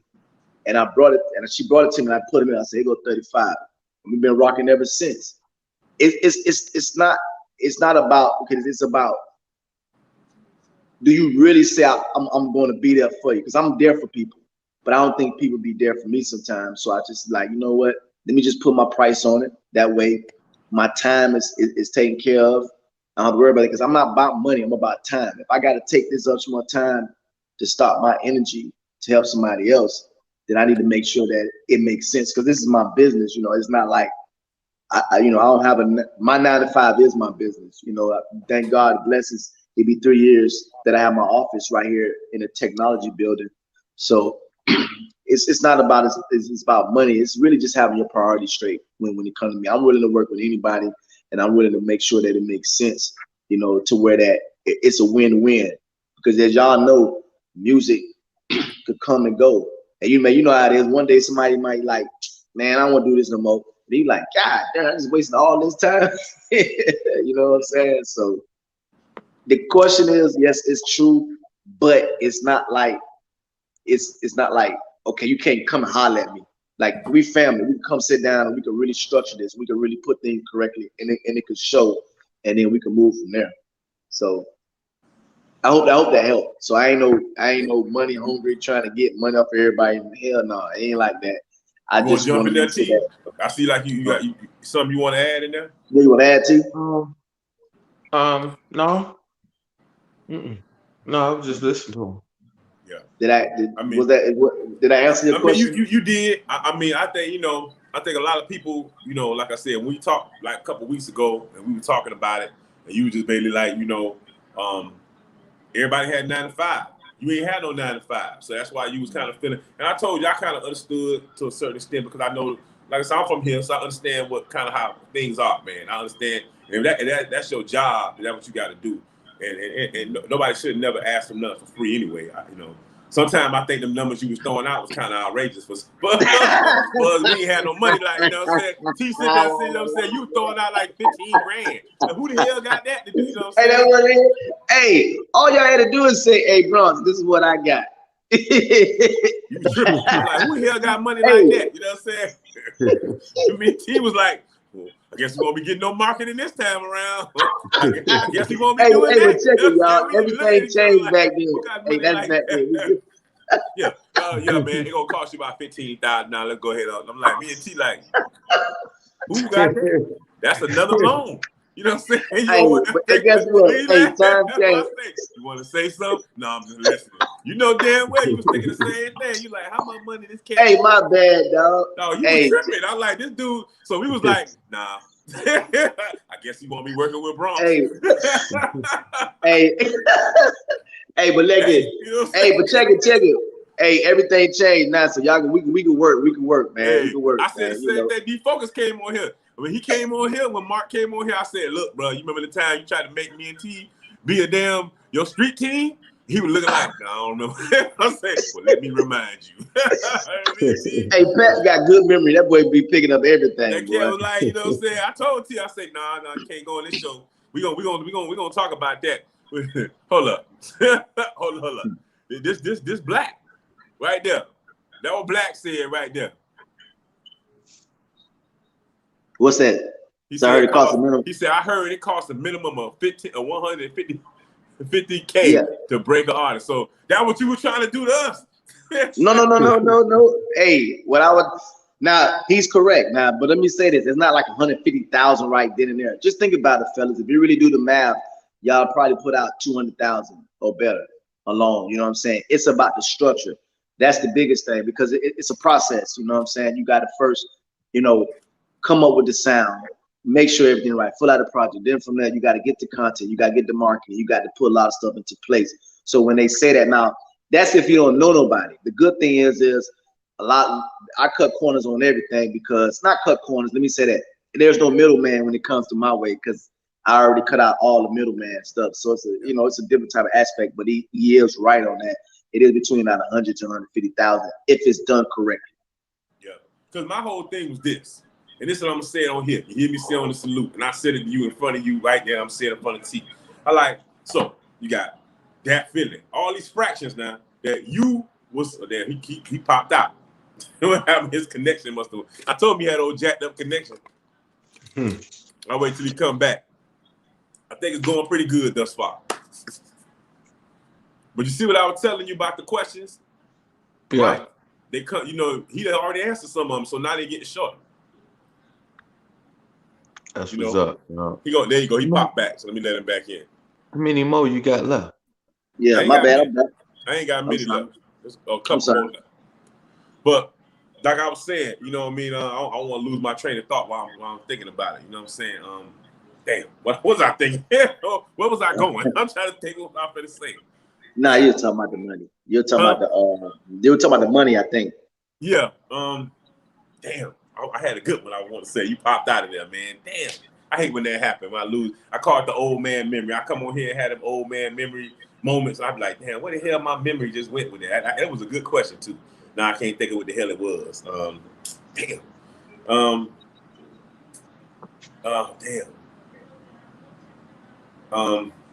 When it, damn, it was right on the tip of my tongue. I think what you know what I'm saying. I think that you got to spend money to make money. I agree with that. So I'm not gonna ever knock nobody for what they do. You know what I'm saying. I know what it was. That's why I wasn't really mad. I never was kind of offended by none of that stuff because I knew that you had to you got to eat. Everybody got to eat. Everybody got to do what they wanted. They got to do. I just knew that hell we couldn't. I know we wasn't gonna probably be able to afford that price. And like I say that but that's the myth about Bronx. Everybody when they talk about working with Bronx, first thing everybody always say is like, yo, that money. You gotta have that money right. If you ain't had that money right, and I mean it ain't just me. It was stuff that been said. It's like the going legend of Bronx. You know what I'm saying? People want to work. Oh, I know what it was. Say it is. So what don't make sense to me, and this is what it's about. So you got that feeling over here. You got Mark MRK and Mark Sox. So you got Black right there. You know what I'm saying? Black in here talking. Black in here watching. You got him. You got Andromeda over here. And you got Bronx in the middle who knows something. Everybody's struggling because they don't have no marketing. They don't know how to do no marketing. Me and T suck at marketing. You know what I'm saying? They suck at marketing. I can tell you right now. Only person got some kind of idea of what's going on a little bit at it is doggone. It's Mark. It's Mark. He doing his thing, but he done invested in cameras and things like that, and so he knows how to do certain things. So it never made sense to me that all this talent, ain't nobody working together, or ain't nobody even thought about, hey man, we could make something out of nothing. Like you said earlier, we not young dudes, and we ain't got nothing to do with these young cats. You know what I'm saying? I understand they out there making their music, but there's a market for everybody. You know what I'm saying? It's just not knowing how to get to that market. I think most artists fail because they don't know how to market themselves. They don't know how to do certain things. We don't know how. I'm not good at it. T is not good at it. I don't have time. I'm you know what I'm saying? I have a job. This man got a job. We don't have time to sit on Twitter all day and tweet. We just don't have time in a day to sit there and on Instagram all day long and let everybody watch me in his life. And that's the only way really to make it in this industry. So you need to know marketing. You're Black right here. What he say? Truth. Truth spoken, bro. So, you know, so let me piggyback off that. Well, first I want to say, man, you know, I always say things could have been handled a lot better on my end, because I always say, you know, the structure and pitch could have been a lot better. So, you know, that to say, I'm definitely looking to sit with everybody and really structure it correctly where it all makes sense. And what I did was just to test, you know, like what I'm working on now is I created a mobile app called Market Yourself. And with Market Yourself, it's going to allow artists to be able to manage, market, and monetize their intellectual property. So I created a security blanket. So you know how back then the songs get leaked, or you trying to protect your intellectual property when somebody take it. Well, I solved that problem. Also, you'll be able to be educated and go through steps on how to break a record. So I've been working on it for about almost 2 years now, man. I put a lot of money into it. I'm getting ready to launch it in September. This right here is going to definitely it's going to be a game changer, and this is going to be able to help artists do that. And all I did, the first thing I do, I say I want to protect intellectual property. So you'll be able to go in, load all your music be protected. You don't have to worry about going to BMI or copyright, because you copyright everything there. Then from there, we help set up your brand. If you need management, we can have management. If not, you just want to market, we're going to have an automated system where you can go ahead and market yourself with no problem. And then you can be able to monetizing from where it's streaming, your likes. You're going to be able to do things to NFT, from NFT to cryptocurrency. Also, the main thing we're going to be doing, we're going to be funding artists. So if an artist needs funding, they'll be able to go through the project. Now all of them not going to be, it's going to be selective, but all of them get a chance to get looked at, because I just partnered with a fintech bank. So that's what I got going on right now. What I did was I really revamped a lot of things that I did, and I really invested in opening my own marketing and technology company. So it's called Market Yourself. My company is called Market Yourself, and this what I've created is definitely it's getting ready to change the game, man. Like I can say, man, I learned a lot. I grew spiritually and strength to where that God got us back at the right time, because I'm more stronger, I'm more structured, I'm more mindset wise to actually put things into perspective, and just to sit up here and talk to my brothers, you know what I'm saying, it's big. Like I say, when you leave and you leave and you go, I came back home when I left the military still wild. My mind wasn't really where it's at. I was just all about just getting it. And I learned a lot during that time, man. I learned a lot. I seen a lot. I lost a lot. I'm gonna tell you like this. I lost money too. I lost people. I lost a lot of things, friendships. And then you look at us, our friendships separated. But what I've done today, man, I really believe that, if it's done correctly and we come in correctly as teamwork, I really believe that we could finish the company, because I do have it. I'm not gonna lie, I do have it. I worked hard for it. I did a lot to get where I'm at. So we definitely got some things now that we can really. Y'all got options. Let me put it that way. Bronx now got options. So you ain't gotta have this bags on bags. So we got options. Hey, Black asking, he like, man, what he said, what's the name of the app again? The app is called Market Yourself. And you're gonna see it on. Well, it's not in stores right now because it's in pre-beta. I don't want to release it to everybody, but it's called Market Yourself, and it's going to say Market Yourself. It's going to say MU Market Yourself. So I'll send y'all a little clip on it so y'all can see some of the taste of it and stuff like that. But it'll be in stores probably mid-August, but I'm gonna launch it in September. But y'all gonna start seeing a little taste coming up real soon. I'm gonna have it on cable TV. Gonna be on billboards and everything, because I've been really talking, and working with a couple of people. So that what you're talking about, this is the second time today, so it must be something on it. The second time today I heard about NFTs. When I went across that bridge today, that was some of the conversation. So I'm gonna send it there. Let's talk about that cryptocurrency. The third time, this is the third time this year I've heard about it. I've heard somebody, because Rich Rich into it. Rich deep into this stuff, man. He be sitting there trying to talk to me. When he was here, he was showing me money he done made. That cat have made like $15,000 just sitting there on that damn cryptocurrency. Yeah, I mean, it's just remember, it's just another form of currency. It's a way that where you can make different type of money. Like it's just like me and you can come up with something, and T got something. It's like trading gold, trading silver, just another form of exchanging currency. Then you got NFT, non-tangible tokens. So you got those type of things where we could take it, create your little stuff, and sell it to your other people. So it's all about community. That's all it is. It's all about communities. So we have situations where everybody. Like we get off. You stick around. T. We talk a little bit about what happened today and what the conversation was today. And he gave me his portfolio and all this good stuff. This nonprofit. So we can talk about that later. And that's gonna tie into some other stuff. Oh, Black said NFT is the future. I got a question. Go ahead. When you was talking about the whole one thing, it's kind of going off. It's kind of follow up from what you was talking about. Some of the things that you were doing. You said something about you said that with the art. I guess when the artists come on, that y'all provide something in which y'all protect the intellectual property. And you said you don't have to go through BMI, ASCAP, and all of that. What exactly is that? What do you guys have in which you protect their property, in which they don't have to get that publishing? Well, they'll still get the publishing, but what happened is we created a tool that enables you to automatically, like I call it pre-copyright.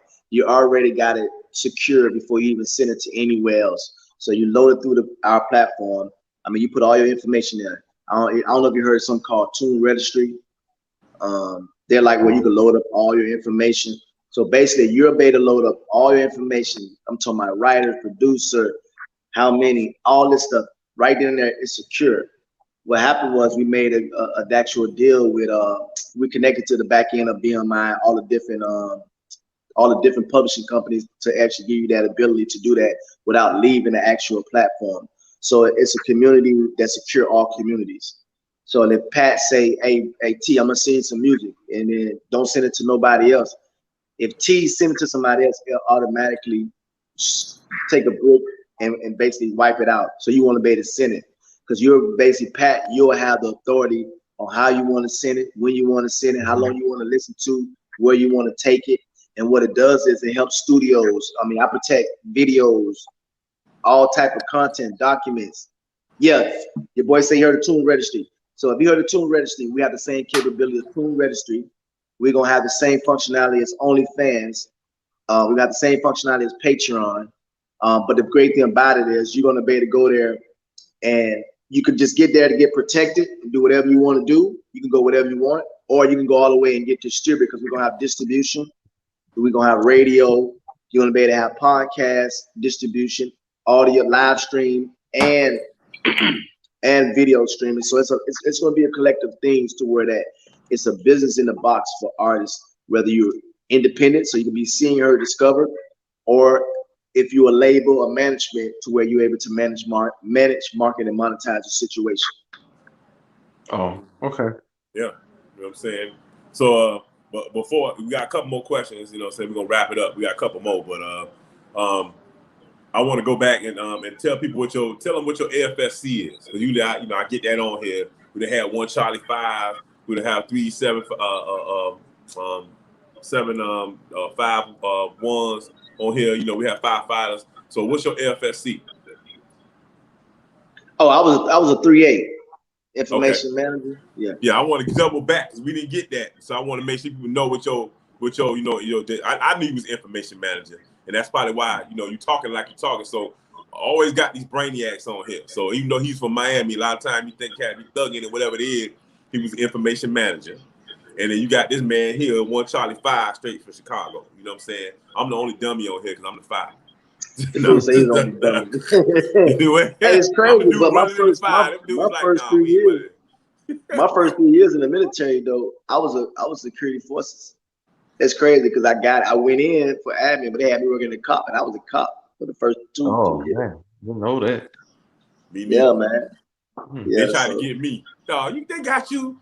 They tried to get me like that, man. Norris, they tried to get me like, yeah, man, you want to be a part? I say, nah, we don't do police in Miami. No. no, dude, no. I went in. No, I went as an admin in the security police squadron, and they moved me to a cop, augmentee, and all. And I ain't up staying there for nothing. Stay that damn gate checking the Okie ID. doke. But they pimped me. They pimped me hard, boy. Yeah, bro. That He sound said like your tail. the You know what I'm okie saying? doke right there. Hey, so T, you got the next question, man. We're gonna keep it rolling. You got the next question up there. You remember where we was? I just asked it. I just asked the question. That was a follow-up. Okay. On I the asked it. I said, what okay. artists that when you working with people, man, what's your expectation when working with artists or athletes? I mean, they gotta want it more than me. They gotta want it more than me. You know, and they kind of understand that nobody owe them nothing. They owe themselves something. You know, our goal is just to open up certain other doors for them, but they gotta want it more than me, man. That's the only thing I can say. They gotta want it more than me. Yeah, the black had that. Black was talking about you at the gate. I see what you wrote. Yeah. You're at the gate, young man. Yeah, man. You know what I'm saying? Because you gotta have expectation when you're dealing with people, man. A lot of times people go in and they I think sometimes being in the music business is like marriage, man. You know what I'm saying? You be thinking everybody coming with different expectations. So you got, there's two sides to every story. Somewhere in the middle of the truth. Everybody thinking it's gonna be this way or that way when you come into a relationship, and it's not. So you got to set the expectations early, or people gonna be just thinking and doing whatever they want to do. You know what I mean? So that's why I asked that question, because I know you got some expectations for dudes that that you work with. So that makes sense. But all right, T, you got the next question. Okay, because I know he kind of touched on a lot of things that he working on. So I'm gonna kind of Yeah, you could probably narrow move past down. that question. Yeah. I'm gonna kind of narrow down on that question. Okay. What are the two primary projects that you're working on right now, or artists? Well, right now I'm currently working on the app. Artists, I'm working with one of the artists out of Miami, Blaze Carter. We got a single with Ross called "Let Us Live." But I'm really focused right now on the app, making sure I get that up and going, and really tap in, because everything else going to tie in. So, for example, I could tie back in Purgatory. I could tie back in Andromeda. I could bring everybody under this. This app right here, it's gonna change the game a little bit, fellas. Not. It's gonna be like, how can I put it? I'm gonna have that Jay-Z movement, that moment. You know what I'm saying? Kanye situation. I'm in a good space to do something special. Okay. That's a good one. So the next question is, what are the two fundamental reasons that you chosen to engage in the music industry? Man, I'm telling you, start back with y'all, Andromeda and Purgatory and all. Y'all forced me into it. Yeah, okay. That Yeah. makes sense. All right, Yeah, T, you up next. All right. What's some of the lessons learned? What's some of the lessons you learned in the military, and what advice would you give someone about joining in this day and age, in this time, 2021? Lessons I learned, man. Teamwork. Lesson I learned, really knowing how to survive. Thinking quick. Really understanding what family really is, man. It ain't always blood. How people really look out for you. Would I tell anybody to join today? I mean, yes. I mean, I'll tell somebody this. You ain't got nothing to do and you can't make up your mind. Yeah. My son finna be an officer in the United States Air Force, I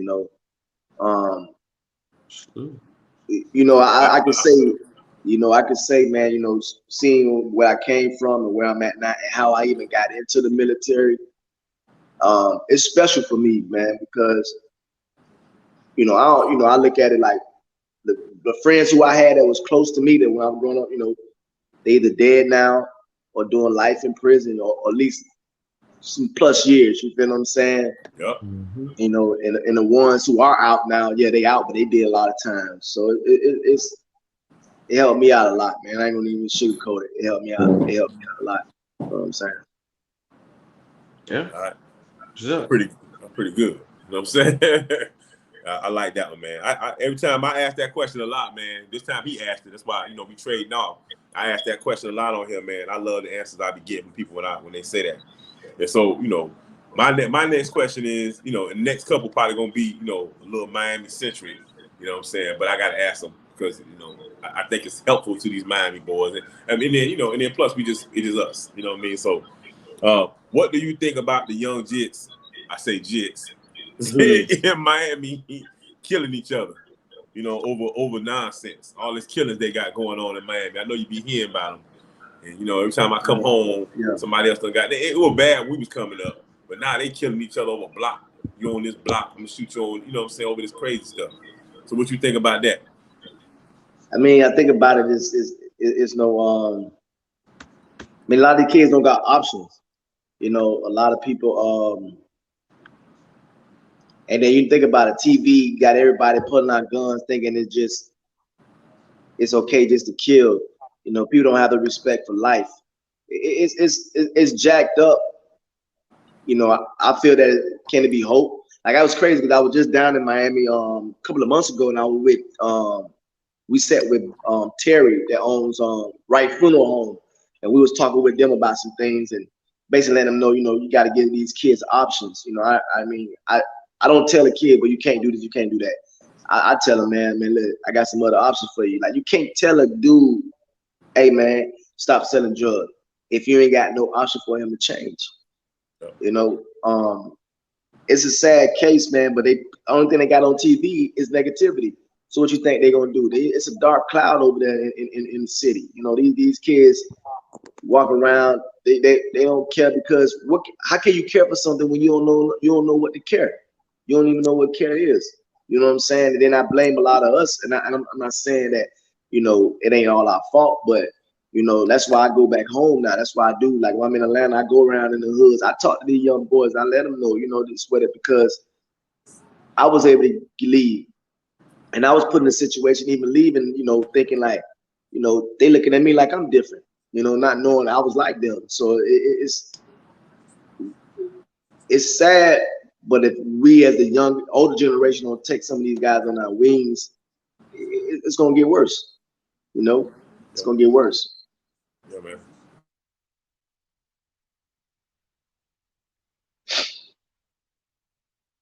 I'm on the same thing, man. Yeah, can you hear me?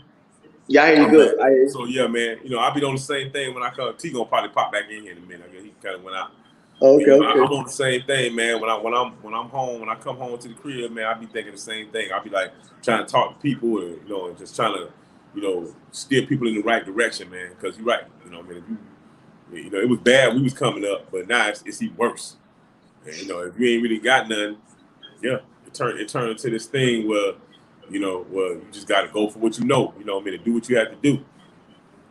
We just had options. Me and you, we was able to luckily be able to get into the Air Force and spend our a couple of years in the Air Force, but it could have went the same way from us. You know what I'm saying? Absolutely, absolutely. Easily, I mean, you think about it, bro. I could easily be dead right now. Easy.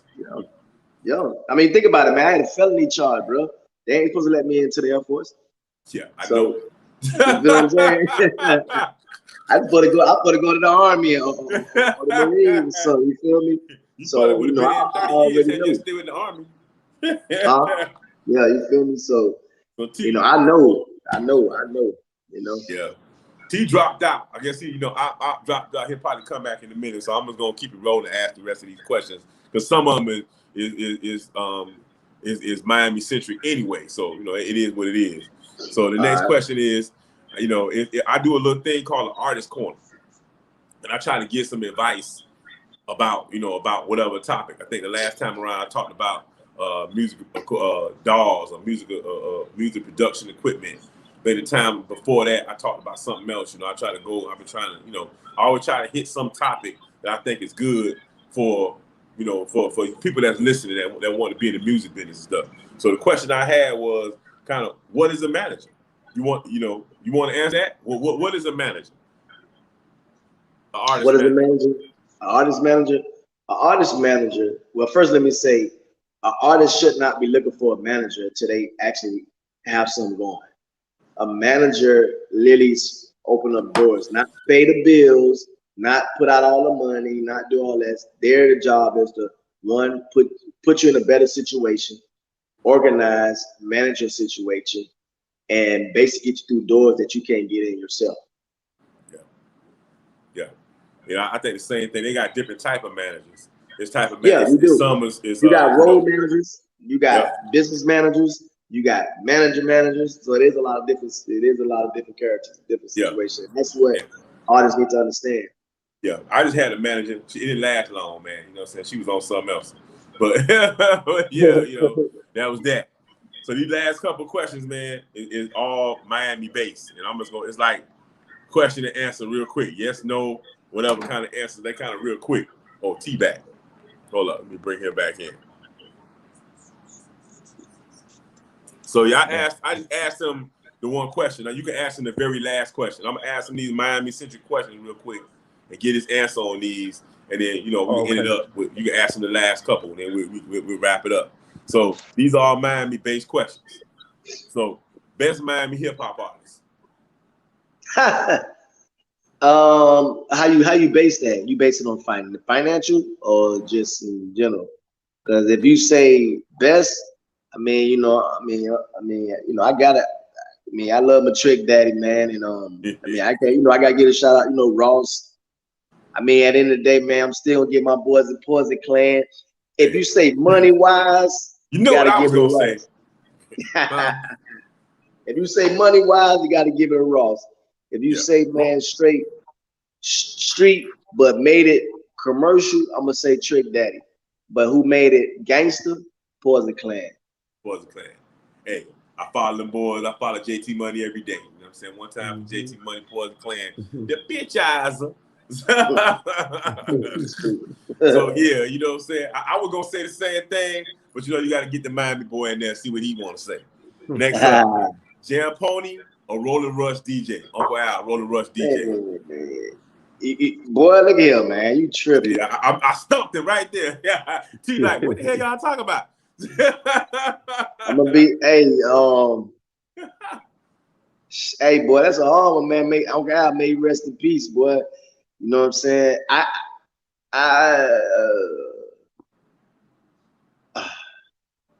don't know. Rollin' Rush is from the crib, from the city. Jam Pony from Fort Lauderdale. I know. So I'm gonna go with Rollin' Rush. You know why I'm gonna go with Rollin' Rush?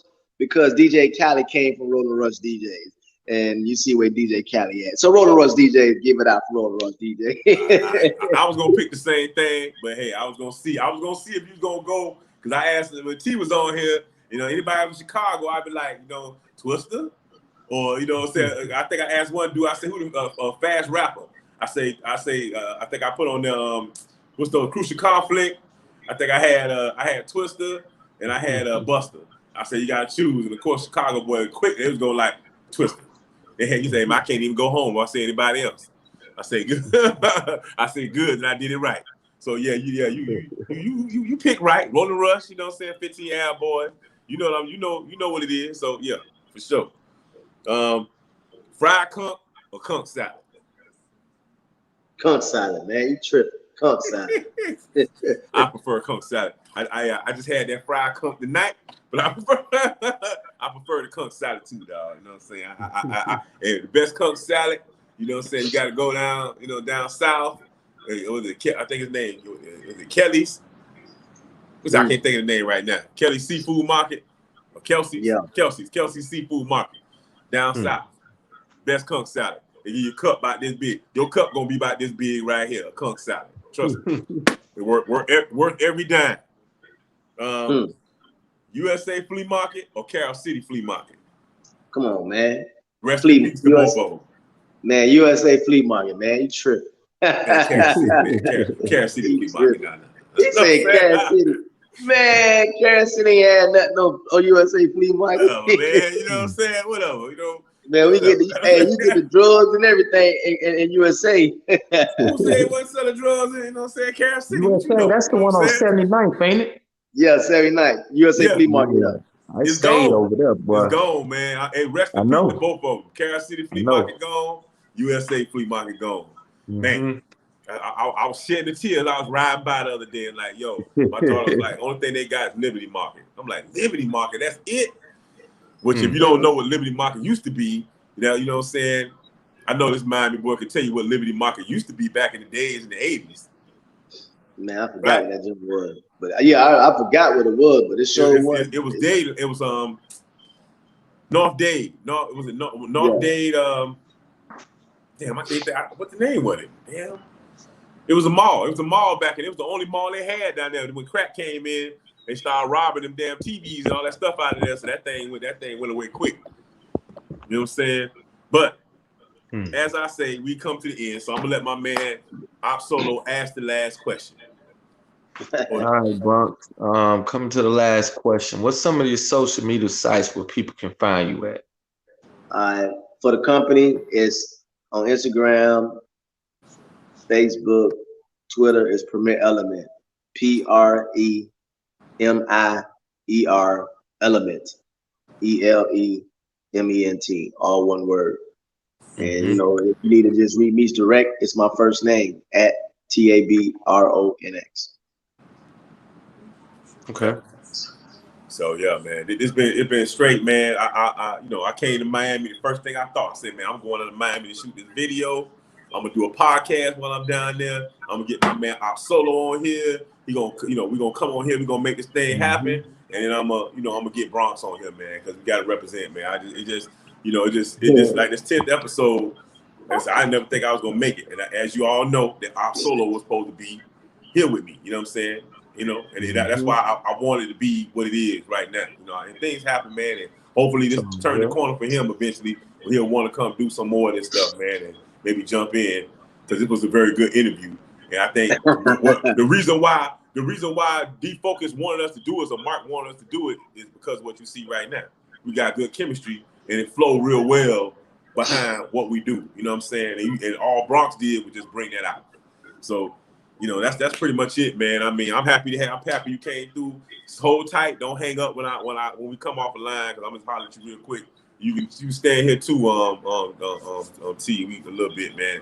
I'm gonna chop up, you know, about what I talked about, what happened today, man, and we'll do that. But yeah, man, I appreciate you coming through, man, and you know what I'm saying. I mean, we just need to make this thing happen, and you know, stop the nonsense, man, because life's too short. You know what I'm saying? That's why I try to bring all y'all together, and I'll try to make sure everybody's together, man, because it's just too short, man. We here one day, going tomorrow, man, and it'll be gone. And you can't never get back the time over some nonsense.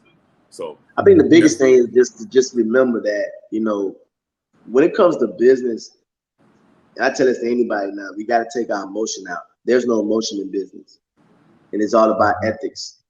And I'm gonna say this: I got love for everybody. My family, you know what I'm saying? Because I don't do business with everybody doesn't mean that I don't rock with you. You know, you'll know if I